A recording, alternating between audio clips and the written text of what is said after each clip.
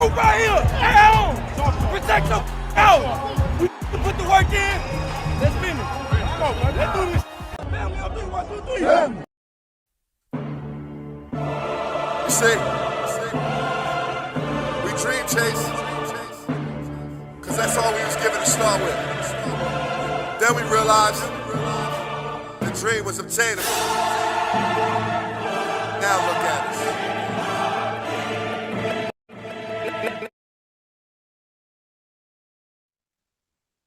What's going on, everybody? Hello, Eagles World. This is the Main Thing Podcast, and it's your host, Mr. Owens. And after further review, the call stands. I'm still official with no stripes. Hey, everybody. This is Big Huss, the one you trust, bringing you all your Philadelphia Eagles news. And this is the Main Thing Podcast. Let's start with preseason, week 3. It's closing out. Your roster cut downs coming up. Where we stand with the injuries, though? Let's first talk injuries before we jump to the game. Definitely. So the injuries, we got a very short injury report list today. So we got Tyler Steen. He's out with an ankle. We also got Johnny Wilson recovering from a concussion. We got Caden Stearns. He's out with the knee. And then we all know that Sidney Brown, he's on the physically unable to perform list, the PUP list for everybody that doesn't know. Hopefully he'll be back by week 6. After that week 5 bye, come back for the Browns game. We would love him have him back on the back end. Definitely. So now we got that out the way. Let's talk a little preseason action, man. What you think about the game, bro? So the game, of course, I mean, being an Eagles fan, you know, anytime the Birds come on to play, you know, we got to tune in and watch that. You see what I'm saying? We always get excited for that. But as far as the game, it really wasn't much to talk about. We saw what the score was, 26-3. The Birds didn't play their best game at all. From the offensive standpoint, I did like the fact that Kellen Moore was running the ball and tried to establish the run game. But also it's with the quarterback situation that we have, especially with Kenny Pickett. It just seemed that he didn't want to put too much on Kenny Pickett's plate in the last preseason game. So I just feel like the offense had like a little sputter. None of the quarterbacks honestly play well in the game at all. But overall, the defense being in a position that they were in, not getting that much help from the offense, it was a lot of punts, a lot of field position that had to be defended. But the defense, I like the fact that they were flying around. They looked enthused, especially from how we ended last year. So I'm excited to see that, especially under Big Fangio. For sure.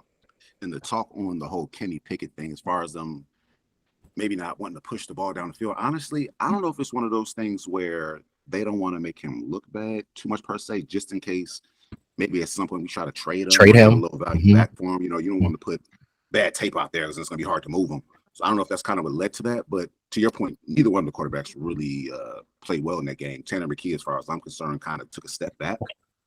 I would still consider him QB2. I agree. But between him and Kenny Pickett, it really wasn't a good showing. No. At all. Want to talk about the running backs a little bit. Look, Lou Nichols and Kendon Milton, they probably won't make the team, but Davis Price, my man Toast the Pill. He honestly, from what I was hearing via Twitter and things of that nature, maybe not the best practice guy, but when you turn on the film, my man shows up and he had 12 carries, 56 yards, was averaging 4.7 yards a carry. That's plenty good, especially behind you talking about, back of offensive line. So, I mean, that was smooth, man. Receiver-wise, Nagata, I thought he took a step back as well. No catches, no yards, especially when you're pushing for a roster spot. I was a little let down there. Yeah, and especially you got to think, too, when Nagata, after he had a solid showing last week. I believe he had like 80, 90 yards in last preseason game, and that's kind of what we got last year from him. Like he'll show up in some games and then he'll disappear in other games and things like that. You can't keep coming up small, especially when you're pushing for a roster spot, and especially when we have a receiver room that we have. Absolutely.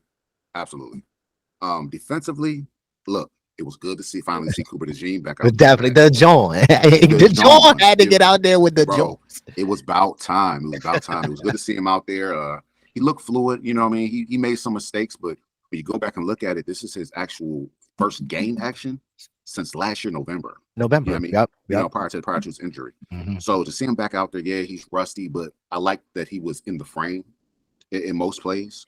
Had a ugly, defensive pass interference caller What was it, I believe it was defensive holding that defensive holding negated brought up Tristan that interception? McCullum's interception. Yep. That was a bit ugly, but I feel like he'll get better week to week. I don't see him starting off week 1, maybe being in the rotation.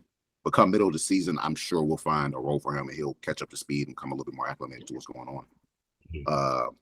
Warren Burks, bro, as far as linebackers, he had a big game, bro. Huge game. High motor, high IQ guy. Had 7 tackles, 1 sack, a TFL, and a QB hit.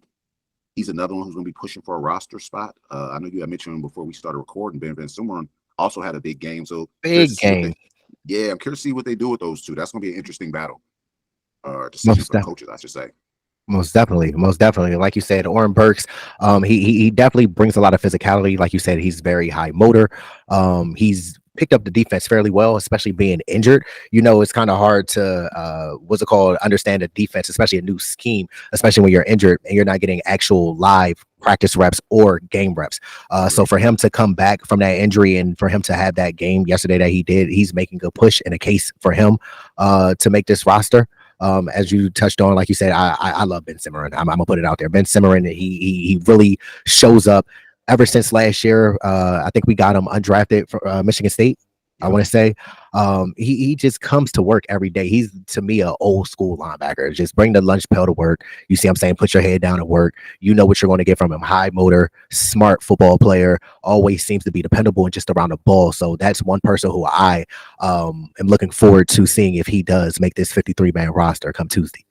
For sure. And like you mentioned, tough, old school guy, big special team guy with us for real. So that's another thing he could put in his bag. Like, man, he's big on special teams. We need all the special teams players we can get. Yes. Good ones, you know, especially with the new rule changes. You know, we need fast, agile guys who can tackle on open space. So, yeah, I'm interested to see what they do with him. Julian Okawara. I hope I'm saying his name right. Juliano. Juliano. He had a solid game, man. 2 tackles, sack, you know, TFL, QB hit. I don't know if he's going to make the 53-man, though. I'm interested to see what they did there. But overall, he had a good game. Was that his first game back? Because, like, now that I'm thinking about it, that was my first time kind of hearing his name. Yeah. You know, so I'm not sure. He has an uphill battle. He does. Another guy who stood out to me, bro, Teron Jackson, bro. Coastal Carolina. We know that school all too well. We do. 2 tackles, a TFL, pass deflection, a sack, and 2 QB hits. That's stellar work. That's stellar work. You know, and he's been around a little while. We drafted him. He's been 3-4 years. Yes. Mm-hmm. You know, and he's just been, like you said, lunch pail guy, working. So I thought he had a really good game as well. Solid game. Another guy that has a high motor. It's just relentless coming off the edge, but he's kind of buried behind, obviously, you know, Brandon Graham, Josh Sweat, Nolan Smith. But we definitely touch more on that topic. But that's another guy who is very intriguing and making a compelling case to make that 53-man roster. For sure. Another defensive star, just to kind of round this out, who I thought had a great, I'm not even gonna say preseason game. I'm gonna go with preseason. Tristan McCullum. Oh my gosh.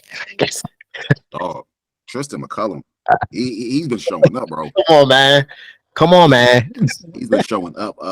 Led the team with tackles and had a PBU. Should have had a pick. But led the team with 9 tackles, man. He's pushing to be on this roster. Yes. The safety room is interesting, especially with Sidney being out. You know, you have James Bradbury in that room now, Vontae Maddox. He is pushing to viably be that 4th safety, maybe 5th safety, depending upon how the roster shakes out. But I like the tape that he's put on film, man. Right. He's always around the ball, sideline to sideline guy. He showed high IQ, playing down around the box and deep third or deep half. I'd like to have one team, bigger guy too. I believe he stands at about 6'3". You know, I like bigger safeties. Bigger safeties will run for sure. Sure. Yeah, he's been a pleasant surprise. Every time he's on tape, every time he's in a game, it's just he's always around the ball and he has flashes. It's always either getting a pass to break up, he's sticking his face in there, making the tackle, getting an interception, like you said, that was called back, unfortunately, yesterday, but just him being in the right spots. You know, old school defensive coordinators love when people get back to the basics. When you follow the basics, you're going to play. You see what I'm saying? Old school coordinators, they have their ways. So once you adapt and everything like that, you just can play freely and do what you need to do. like our DC used to say, man, do your 111, man. Just do your Come on job. now. Do your job. That's it. Do your job. Plain Do and your simple. job, you know. And my man's been balling out. He's been balling out. So I think he'll make the team. But you know, we'll talk about So as our well. 53-man roster and cuts and all that type of stuff. But yeah, man, he's been eating, bro. He has been. He has He's been. eating. So man, like let's move into the roster because you know the Eagles have to make a decision, I believe, by Tuesday at By 4 p.m. Tuesday. Correct. You know, trim that roster down from the 90-man to a 53-man roster. We have some interesting position battles, and like I said, the coach is going to be left with some tough choices because you're going to have some good players who are just going to get left out, whether they're moved to the practice squad or claimed by another team. They just won't be waivers. They won't be a Philadelphia Eagle though. Mm-hmm. So we can start with quarterback if you want. I'll give my three that I think we're going to keep, or whoever we think we'll keep, and you can give yours, real. So for me, I started, obviously, y'all know the man, you know what I'm saying, the myth, the legend, Mr. Hurts himself. It's Hurts season. He's numero uno, you know, QB1, and then you'll have Pickett and McKee. Like we touched a little bit, I wouldn't be surprised if at some point maybe Pickett gets traded and Tanner McKee kind of slides into that QB2 role, or if he just fall out, loses the battle. But I wouldn't be surprised if McKee moved to QB2 and Pickett moved to QB3. But Hurts, Pickett, McKee, my quarterbacks to make the 53-man. And I'm a follow suit. That's my three right there. Hurts, Pickett, and McKee. I'm gonna let y'all know right now. Jalen Hurts, when I refer to him, that's QB1. So you know, at the end of the day, that's QB1.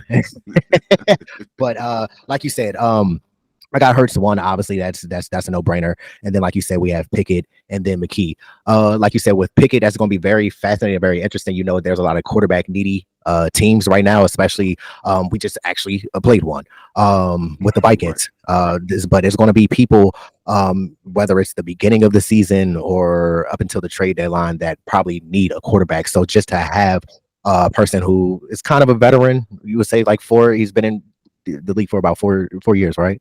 Not even that long. I believe this will be his third year, but his third season. He's been talking about a Pickett. He's been a starter. Yeah, he's been a starter. He has NFL experience for sure. Yeah, man. And you know, yes, and you know, NFL teams are always looking for a quarterback that has some type of experience, just in case they need to shore their quarterback room up. But like you said, again, Hurts, Pickett, and McKee are the three that will be kept for the 53-man roster. For sure. We on point there. What about RBs, man? Running back. What's that room looking like? The RBs, obviously, you know, the big fish is number one. The guy that we took from the Jersey Turnpike, you know, Saquon. Quadzilla, yes. You know, Saquon's number one. Then I'll say Kenny Gainwell's number two. Again, I like Will Shipley as the third running back. And if we do, and this is only if we do keep four running backs, I do like Terrion Davis-Price as the fourth running back. He's a hard runner. He's picked up this offense well. He runs well in the scheme, whether it's zone scheme, blocking, and things of that nature. I like Terrion Davis-Price in that fourth role. Honestly, my list is exactly the same. I feel exactly the same about Terrion Davis-Price. Mm-hmm. He's one of those, if we happen to keep four, he would be that guy. From preseason game one, honestly, he showed up. Every game he's been productive. Every game he's moved the sticks. He showed patience. He showed vision. He showed a nice initial burst. It's going to be interesting to see what they do with him. Because, like I said, if he gets moved down the waivers or anything, or we try to play someone to practice, he's going to get claimed. Somebody's going to claim him. Mm-hmm. Absolutely. You know what I'm saying? Like he's proven he can play in this league. He can play in this league. Definitely. Absolutely. Without question. So yeah, we're the same there. As far as the wide receiver room, you know what I'm saying? We got swole Batman, skinny Batman. And then, you know, we haven't really touched on the new addition from the Washington Commanders, Jahan Dotson. He's going to be your wide receiver 3. I have Covey, Johnny Wilson, and Anaya Smith. Now on this list, you notice I did not mention Parrish Campbell. I think with the addition of Jahan Dotson, it moves Parrish Campbell out. I think the injuries really caught up with him. You know what I mean? It's not necessarily that he's had a per se bad camp, right? But you haven't really done anything to separate yourself from the masses. So with that said, I'm not sure if he makes it. He'll probably be placed on the practice squad along with John Ross. Hopefully they pass through waivers and we could keep them barring an injury. You know, we can elevate or promote one to the active roster, but I don't see it happening. You know, I think wide receiver is going to be Dotson for sure. Sprinkled in with some of these rookies and maybe Covey. For sure. And with Anaya Smith, look, he's had a bad training camp. Yeah, he hasn't had the greatest camp at all. You know, but He showed up here lately that you could see his confidence growing ever since his catch in the last preseason game with 2-point conversion. You know what I'm saying? You could just see from that moment on, he's been trying to take that next step. You know, with him being a draft pick, I don't see us moving on from him. No, you know, we said what, a 5th round pick on him. You're not gonna move off that quickly off a rookie. And he's an interesting chess piece, especially for Kellen Moore. So yeah, they're not going to do that. Which is 6. And kind of it's funny. It's a lot of similarities with our rosters. That's so I got AJ Brown, obviously, swole Batman. Then you got the Slim Reaper, Devontae Smith. Then you got Britton Covey. I like the fact that he can play the slot if he needs to, but we're not going to ask him to play the slot. So he's going to be mainly punt returner, special teams. I got Jahan Dotson, obviously the new addition. He brings speed, he brings toughness, big, strong hands, can run the route tree, very crisp and precise within his routes. So I have him as 4. Then I have Aniyah Smith, as you said, spending that 5th round pick on him. I don't think we're going to cut ties that quickly. And as you said, ever since he's caught that pass and had the little incident in practice, his confidence has blossomed, did a whole 180. So I definitely like him making the roster. And then I'm very intrigued still with Johnny Wilson, even though we didn't get the chance to see him in this last preseason game. I believe Johnny Wilson is a raw project. He's 6'7", 260. 230.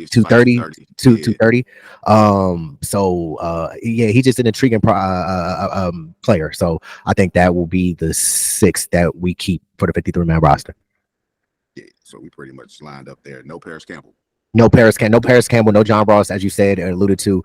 I think with them being more veteran receivers, you know, it's going to be some teams that are looking for veteran receivers. But I think if we don't keep both of them, we'll at least be able to keep one of them by clearing waivers to get back to our practice squad. That's fair. And that way you could always have a spot for Ngata, because I like Ngata. It's just, I mean, he doesn't show up. He doesn't show up sometimes. No, he's frustrated. Yeah, he's one of those receivers I noticed he doesn't get a lot of separation, especially at the top of his route. Right.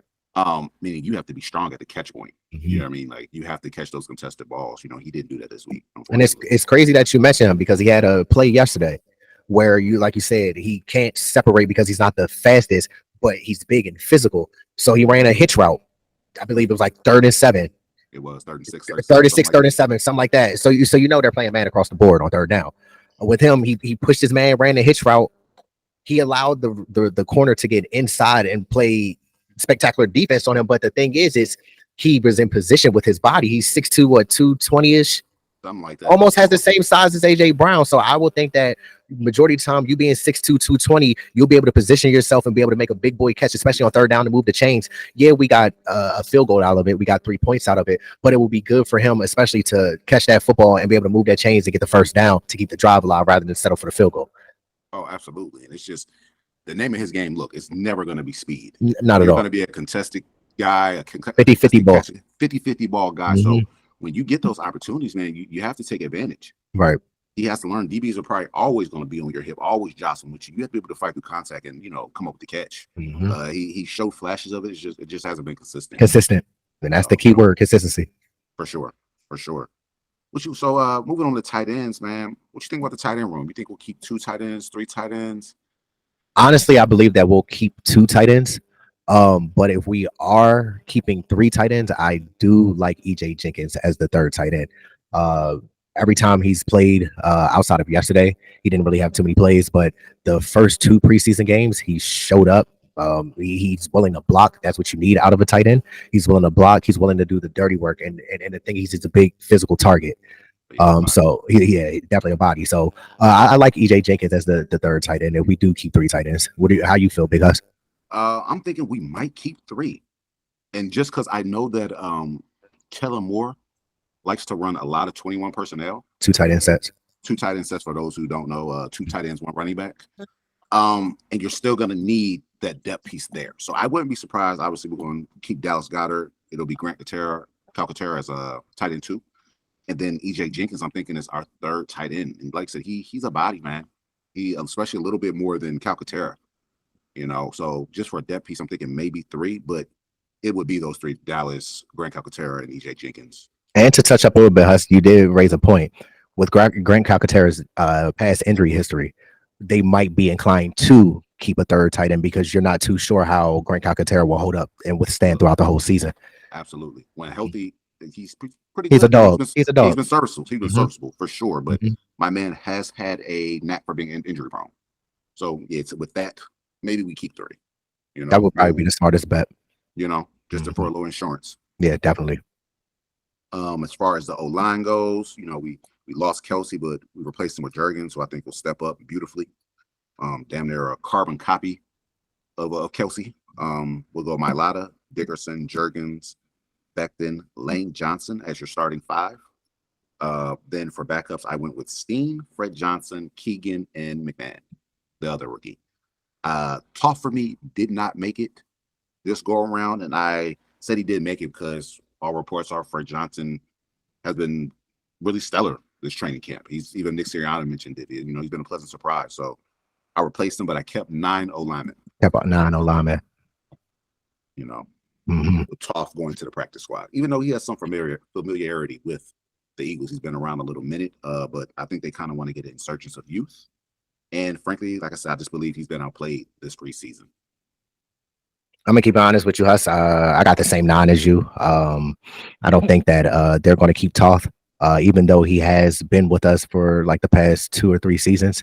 I believe he's been serviceable, but like you said, he hasn't shown enough to earn a roster spot to me. And the 9 that you named, especially 2 of them being draft picks this year, they're definitely going to want to keep the young influx of talent, and especially with Stoutland.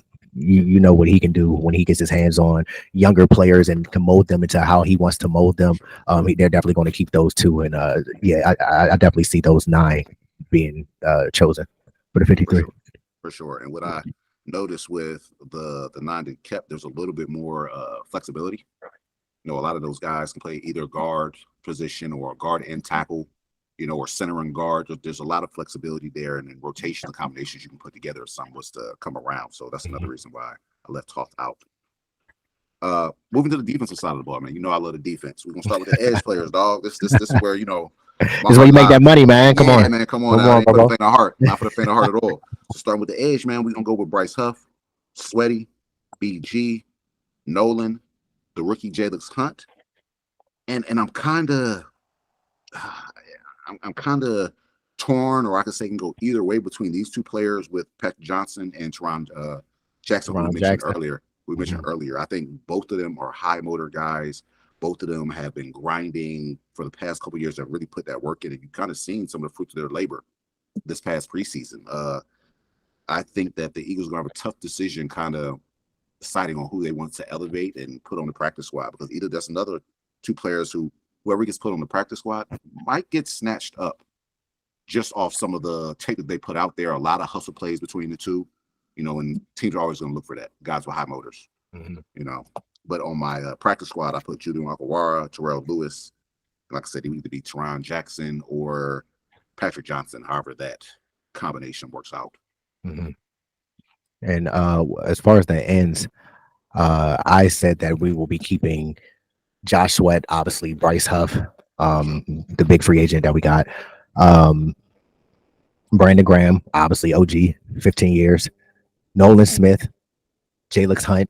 And then I have a hunch, honestly, Huss, that we're going to keep Patrick Johnson. And that's going to be the 6th. I think we're going to keep Patrick Johnson. He has made enough plays to establish himself and that he belongs on this roster. For sure. He's been, even since his rookie year, my man is one speed, full speed. You know, he don't know no other speed, bro. Oh, man, he goes hard, play in and play out.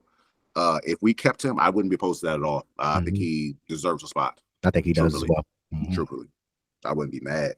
Moving on to D tackles, I have Jalen Carter, Jordan Davis, Thomas Booker, Mora Ajomo, and my man Milton Williams.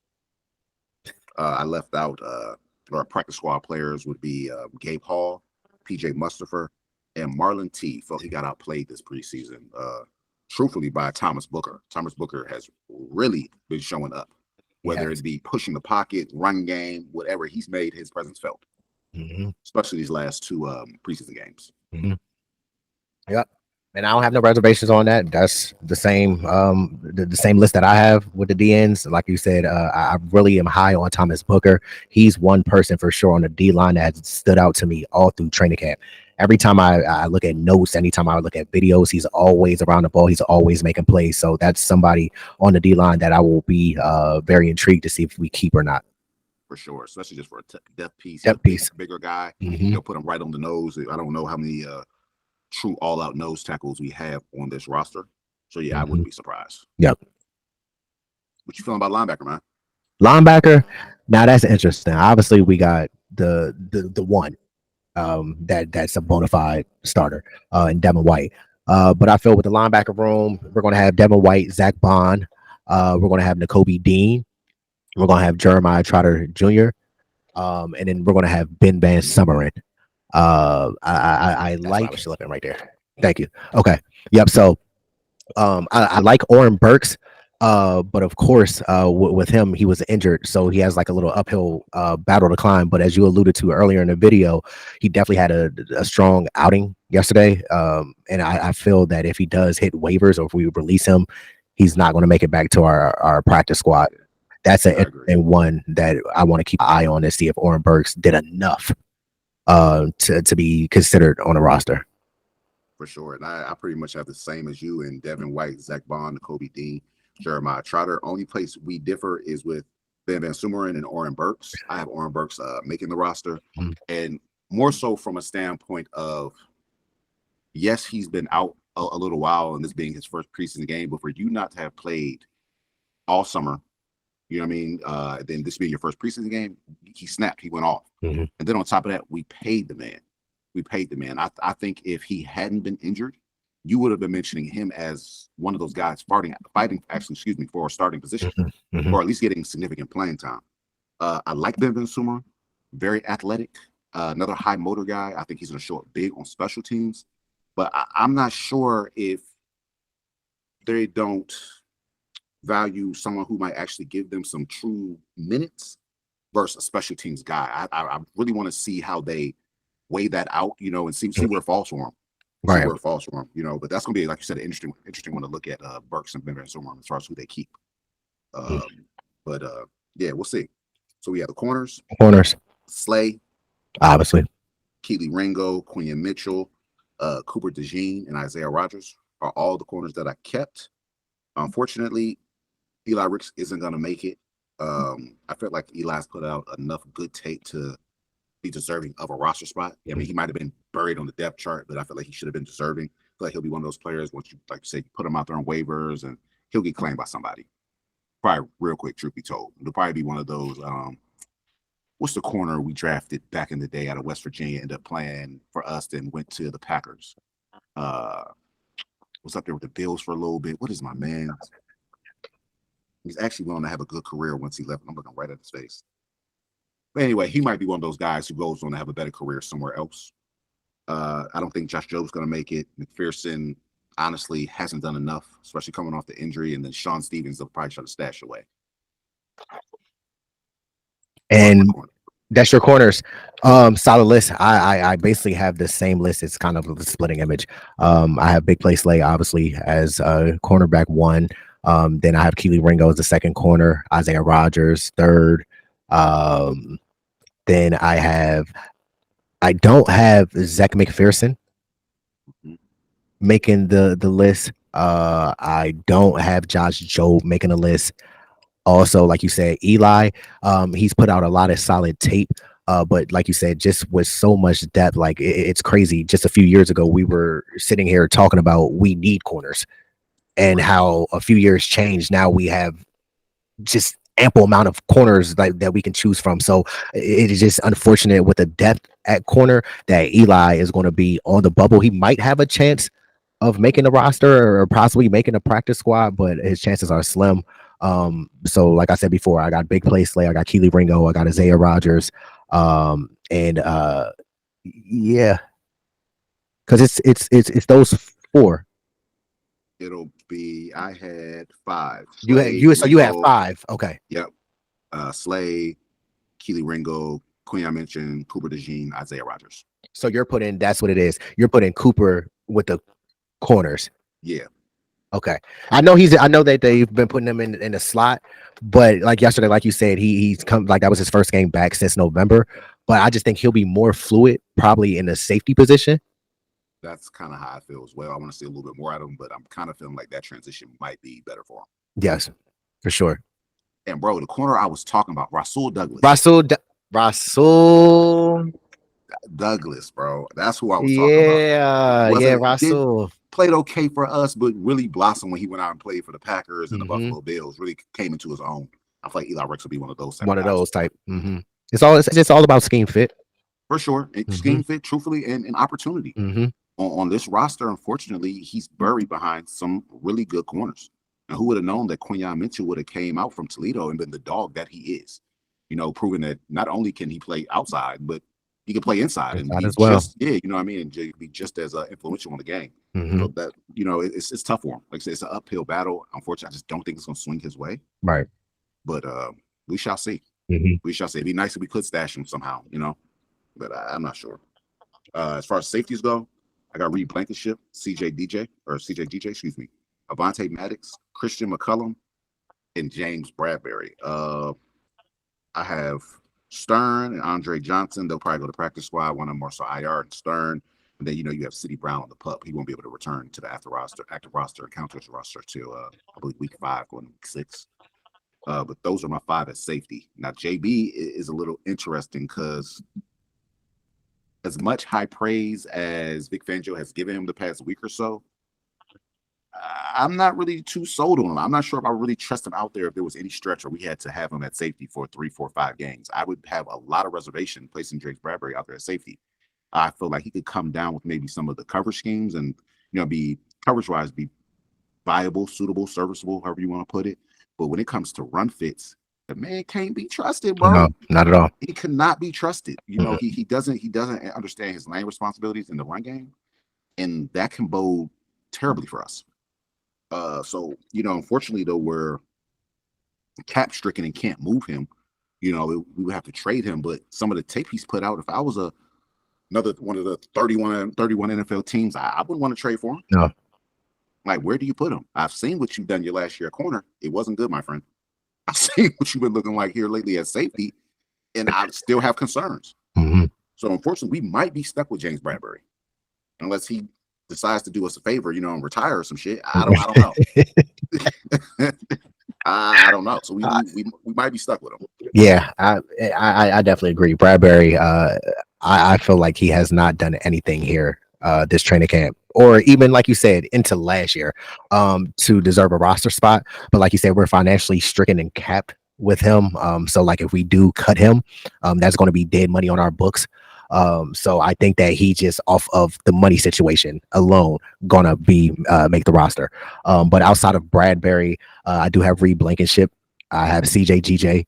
I got Avonte Maddox. Obviously Sidney Brown, but he's again on the PUP list.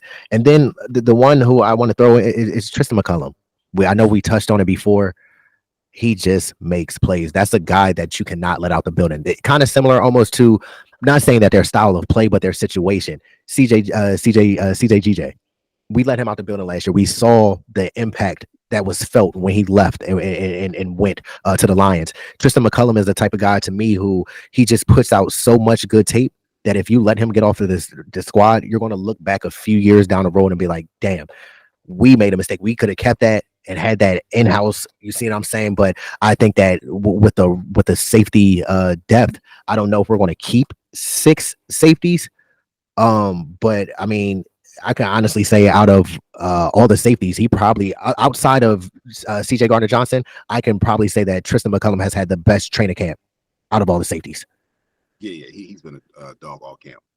But to your point, if we let him test waivers, he's going to be another one. He's going to get snatched up. He's put out, especially this year, some just really good tape for the other teams. I know any one of those coaches would love to have him on the team. I agree with you. We have to find a way to keep him. Now, whether we keep 6 safeties or whatever the case may be, I'm not too sure. That's another room where it's going to be interesting to see how they move. Because 6 safeties, and it would really be 5. You would have one that you can look. James Bradbury is going to get out there and play at some point. Now, what that'll look like, we don't know. It's to be determined. Yeah, it's TBD. We don't know. Barring with that, looks like it really might open the door for Tristan McCullum to come in and get some reps, get some real valuable reps and still a spot. You know, it's just unfortunately we can't move James Bradbury. He will be here this year, as much as we don't want to hear it and we're tired of looking at it. You know, it's just he handled the situation right, but sometimes you know your time's spent. Right. The game kind of passes you by. You know, so we'll see. We'll see. Special teams, obviously the Jake Elliott. You know what I'm saying? Come on now. The punter, Brayton Mann, long snapper, Rick Lovato. That hasn't changed. That hasn't changed at all. That'll be what it's going to be. But that's pretty much my 53, man. I had a question for you. I should have written it down. Go ahead. I'm gonna see if it'll come back to me right quick. Yeah. So, like you said, that's a solid 53. Especially with the to finish out the special teams. You know, Jake Elliott, he's not going nowhere. Honestly, me personally, I feel he's the best kicker in the league. But then some people will probably say, "Oh, Justin Tucker," but I'll put him up there with Justin Tucker. For sure, they go hand in hand for sure. And then, like you touched on, Brayden Mann, that was a big pickup because we almost could have lost him after last season because you know we signed him to that 1-year deal. But Howie and company saw how much he was different from Aaron Sipos and how much he helped with the field positioning. So I definitely like Brayden Mann for punter, of course, and then Rick Lovato. He's been here. It's ageless Rick Lovato. It just been snapping the ball for so long, so he's not going anywhere. So that rounds out the 53, which is a solid 53 man roster. We've had a lot of difficult decisions. Me and you have spent countless hours going back and forth talking about this roster, trying to get it down to the perfect roster, how we feel we'll be able to compete and win this Super Bowl coming up in February 2025. But definitely a solid 53 man roster for sure. For sure. Honestly, this is a Super Bowl roster. For sure. Barring any catastrophic injuries and all, this team should be in the Super Bowl. You think when it's all said and done, Jelix Hunt might be playing over? So I'm gonna ask you, man, how you feeling about Nolan Smith? What's your stance on it? It's kind of you know at the end of it all, but I just want to see how you feeling about him. Well, the rabbit out the hat real quick. Yeah, bro. I've been sitting here thinking about this one. Like, what was your stance at with Nolan, man? That Big Huss, look, man, very, very solid question. I'm gonna be super honest with this. Nolan Smith, you were first round pick 30, I believe. We actually could have traded that pick out and recouped some picks. But the fact that we selected you are a fellow UGA Bulldog, just like Jalen Carter, Jordan Davis, Nakobe Dean. So the work ethic is there, the motor is there. With me, the issue is his talk doesn't back up what he produces and puts out on tape on the field. He'll show some flashes, he hustles, he has a high motor, but you just don't make enough plays for me. Especially as a first round pick, you should show some flashes. Even with BG, I know BG started out slow, but every year BG improved. You saw, okay, we got something in him. With Nolan Smith, to me, with going into the second year, you should have saw some type of jump from last year. You're still making some of the same mistakes and same boneheaded plays that you made in your rookie season, and I would have expected growth. So with me right now, I'm not saying that Nolan Smith can't turn his career around, but as we stand currently, I just see that he hasn't elevated his game and he still has the same pass rush moves that haven't won since he's come in last year as a rookie. Facts. And I agree with you. Look, I think Nolan has the potential to be a quality starter in this league. You know what I mean? A lot of look, we brought him in because we compared him to I just forgot my man's name. Went to the Jets. Hassan Reddick. So we compare him to Hassan Reddick. Similar build, similar, speed, similar flexibilities, the whole nine. But being a first round pick 30, to your point, I expected to see a little bit more flash. You know what I mean? Make a few more splash plays. I haven't seen that from him. And like you said, he talks a good game. And I believe that the young man works hard. I truly do. I believe that he's putting it all on the line. I'm just waiting to see the product, the finished product, or something that resembles that of. As far as I'm concerned, some of the rookie Jelix Hunt has outplayed him. Patrick Johnson has Teron Jackson has outplayed him. They've all put forth better tape than he has. The fact that we're in the third preseason game and you played the whole game, it's kind of alarming. It's not a good sign for me. I feel like if they had, I won't say any real plans, but if they felt that you would be one of the key pieces moving forward, then maybe you would have played, maybe a quarter, maybe a couple series, yes. But they wouldn't have played you the whole game. It lets me know that the skill set is not yet sharpened. He has a longer way to go than what we think. Now, he could be a late bloomer, because I don't want to go as far as to call him a bust. Hell, this is no, not at all. Not yet. Year two. Only year two. He's only year two. Don't be over dramatic. Yeah, you know, I don't want to label him with the B word. B word being bust. You know, but this, I feel, is going to be a big year for him. He has to, I feel like when the year is all said and done, you know, when we win that Super Bowl, you know, that's you know what I'm saying? Happening. You know what I'm saying? Mark our words. You know, he needs to have anywhere between 4 and 7 sacks on this year, just to, one, for confidence reasons, for his confidence. You know what I mean? In the confidence of the coaches in him. You know what I mean? But just to put forward and show, man, that you belong and you can be here. You know, we need to see a big jump at some point this year, because we have not seen it. Right. And because I'm gonna put you on the spot, what would you say a solid season for Nolan Smith would be, as far as tackles, sacks? Look, if he comes out of here with 45 tackles or somewhere around that 50 mark, give or take 10 plus tackles, and anywhere, like I said, between 4 and 7 sacks, that's a solid year for him. Look, we don't need him to come out here and be Super Bowl year Von Miller. Like, we don't need that out of him, for real. We don't need that out of young boy. We just need you to come out here, and we put you out here. You make the plays that come your way. You know what I mean? A couple of the sacks that he had during the preseason, I can't really say that was you. One of them, you kind of got bumped into the sack. You know what I'm saying? I want to see you just all out, just beat somebody.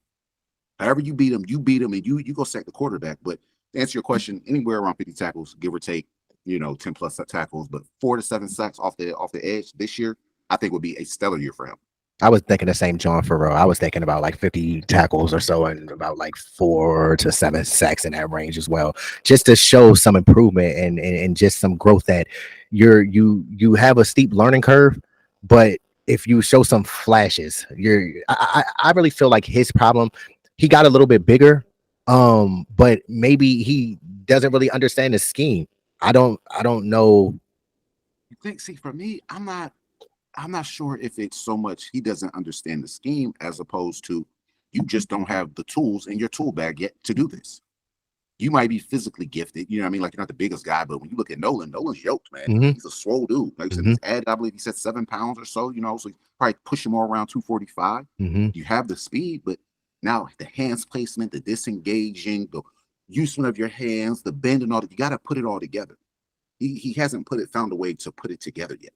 Like, I saw a play in the preseason game yesterday when I forget the tackle, but the tackle straight up had my man Hemp up on the edge. You know, Nolan's basically just washed him out. Washed him out. Chest fighting with him. You know, like, you have to disengage so that you can use your athletic ability and go hunt the quarterback. You know, but I don't know. I'm gonna give him some time because it's still early. It's just, I would like to see a little bit more out of him. Definitely. And it's a weird scenario with him, because last year he showed flashes. He was making plays. He was getting sacks. He was around the ball. And it just seems like this year, like we said, we don't know if he doesn't have the tools or if it's just a new scheme, but he just seems out of place. He doesn't seem like he's finding the ball.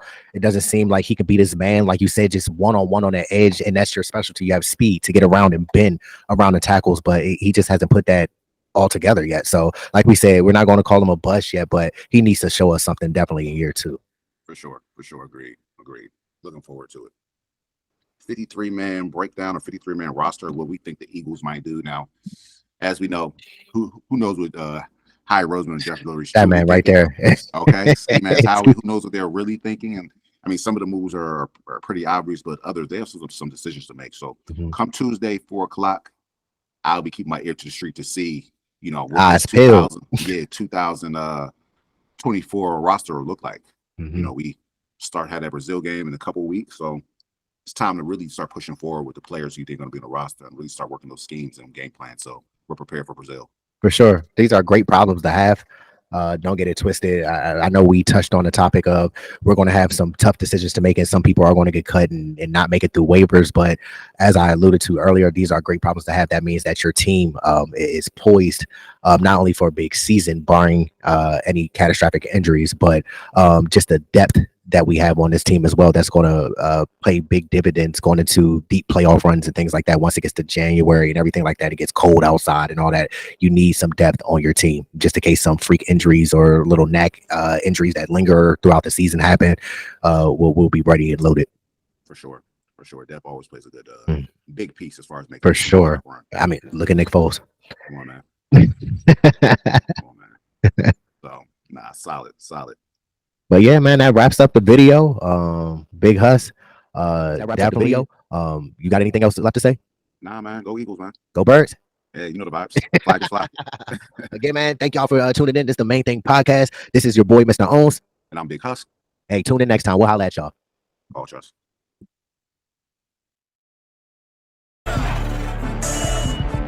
I was gonna make a lot of money doing what I wanted to do. I went after it, and it was a struggle to achieve it. But you know what? I caught that bitch. Dream chasing.